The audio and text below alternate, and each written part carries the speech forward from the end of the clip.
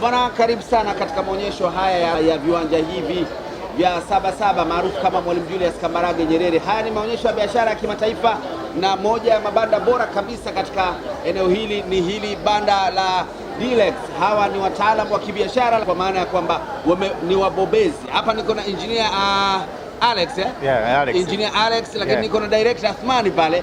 Hawa hapa ni wataalamu kabisa wabobezi.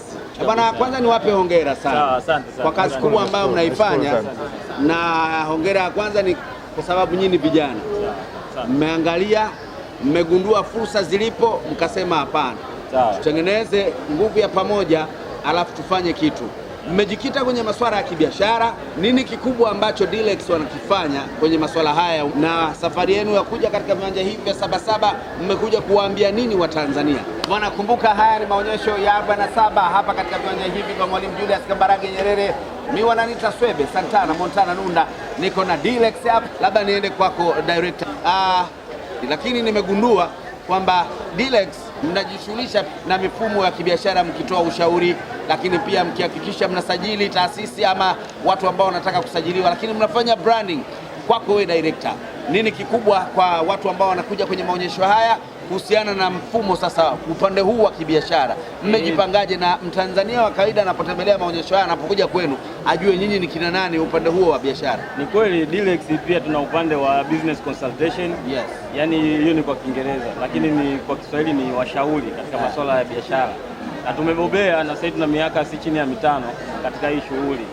Unaona, na ni mambo ambayo pia tumesomea na pia tumepitia uzoefu. Tunawasaidia watu kwa kiasi kikubwa kwenye upande wa kuanzisha biashara na pia kuendesha na namna ya kutengeneza muonekano wa biashara zao.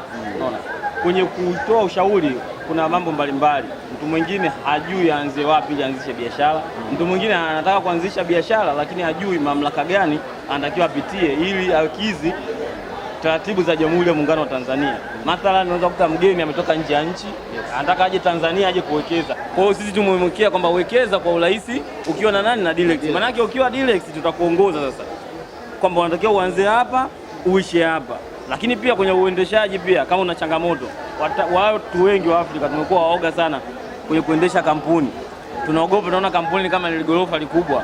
Lakini kampuni ni mamlaka, unaenda nazo vipi na uko rasmi vipi? Kwa hiyo sisi tunaweza kukufundisha pia namna gani utarani day to day ndani shughuli zako za kila siku ili uweze kuendesha vizuri tu na ukapata tija.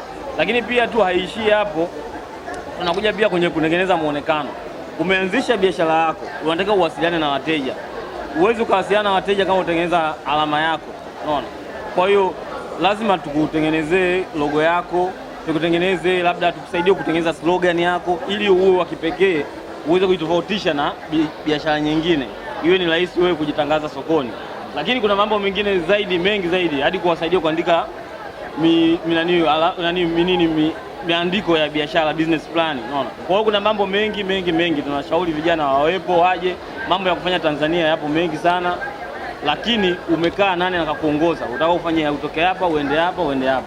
Kwa karibuni sana, mkija hapa pia bandani kwetu itakuwa ni rahisi zaidi, maana hapa tumekaa kwa ajili ya shughuli hiyo. Hatuko ofisini kwamba kutakuwa na ubize sana. Kwa karibuni sana Dilex Business Solution kwa matatizo yote ya biashara. Bwana, umemsikia Director Othman ametueleza vizuri upande wa biashara, ni washauri, wanafanya branding na mambo mengine mengi kabisa ambayo umeweza kumsikia.